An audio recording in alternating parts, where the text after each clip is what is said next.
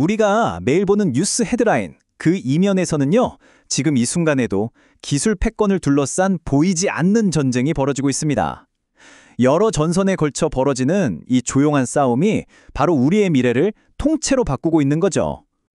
자, 그럼 이 거대한 충돌의 핵심 전장들을 하나씩 파헤쳐 볼까요?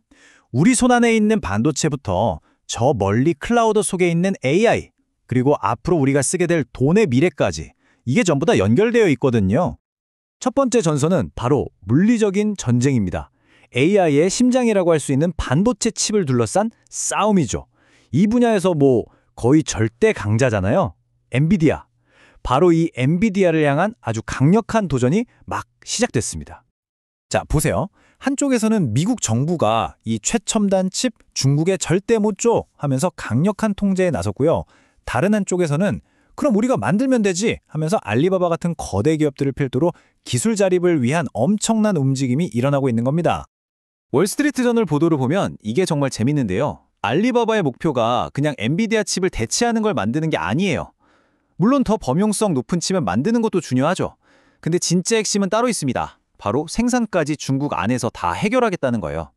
TSMC 같은 해외 거대 기업에 더 이상 의존하지 않겠다는 거죠. 이건 정말 게임의 판도를 바꾸는 움직임입니다. 시장의 반응력 정말 즉각적이었습니다.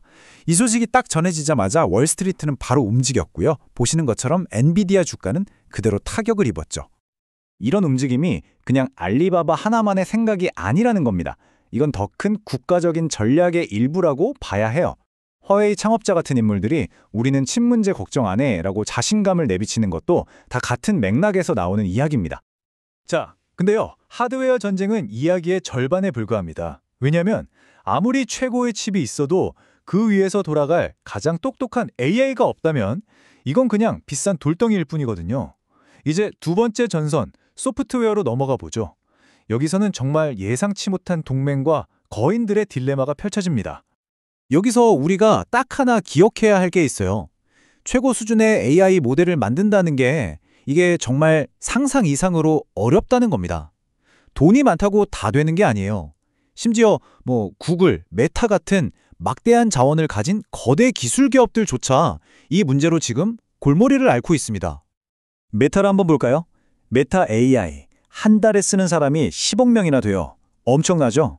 근데 정작 그 기반이 되는 자체 모델 라마4의 성능이 영 시원찮다는 평가를 받고 있어요.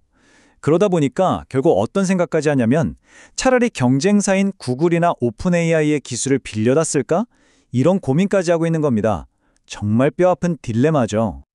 한편 다른 기업들은 데이터로 이 격차를 메우려고 합니다. AI 클로드를 만드는 엔트로픽이라는 회사가 있는데요. 여기서 최근에 정책을 바꿨어요. 옵트아웃 방식인데 이게 뭐냐면 사용자가 내 대화 쓰지 마세요 하고 직접 거부하지 않는 이상 그냥 그 대화 내용을 AI 훈련에 다 쓰겠다는 겁니다. 더 똑똑한 AI를 만들기 위해서죠. 그리고 오픈 AI는 아예 판을 흔들어 버렸습니다. 프로세스 자체를 바꿔버리면서 경쟁에서 한 발 확 앞서 나간 거죠. 기존에는 어땠냐면 음성을 텍스트로 바꾸고 그걸 AI가 처리하고 다시 텍스트를 음성으로 바꾸는 이런 번거로운 3단계를 거쳤거든요. 근데 이걸 그냥 하나의 매끄러운 모델로 통합해버린 겁니다. 실시간 음성 대화가 훨씬 자연스러워진 거죠. 자, 이렇게 반도체, 소프트웨어, 기술 혁신이 숨가쁘게 일어나고 있는데요. 이 모든 건 결국 하나의 질문으로 이어집니다. 그래서 우리는 미래에 어떤 돈을 쓰게 될 것인가? 바로 이 질문이죠. 이제 세 번째 전선, 금융 시스템으로 가보겠습니다. 여기서 그 답의 실마리를 찾을 수 있을 겁니다. 글로벌 결제 시장의 거인이죠. 마스터카드가 정말 큰 발걸음을 내디뎠습니다. 서클이라는 회사랑 손을 잡고요.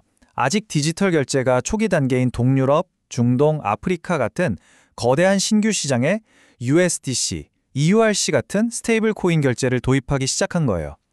이게 그냥 새로운 결제 수단 하나 추가하는 수준이 아니라 수억 명의 사람들에게 완전히 새로운 금융의 문을 열어주는 거나 마찬가지입니다. 이게 그냥 한번 해볼까 하는 수준의 실험이 아니라는 게 중요합니다. 마스터카드 경영진의 말을 직접 들어보면 그들의 전략적인 목표가 아주 명확하게 드러나거든요. 스테이블 코인을 주류 금융의 미래로 만들겠다. 바로 이겁니다. 자, 지금까지 반도체, AI 모델, 그리고 디지털 화폐 이 세 가지 전선을 살펴봤습니다. 언뜻 보면 다 각기 다른 이야기처럼 보일 수 있어요. 하지만 이 점들을 하나로 연결하면요.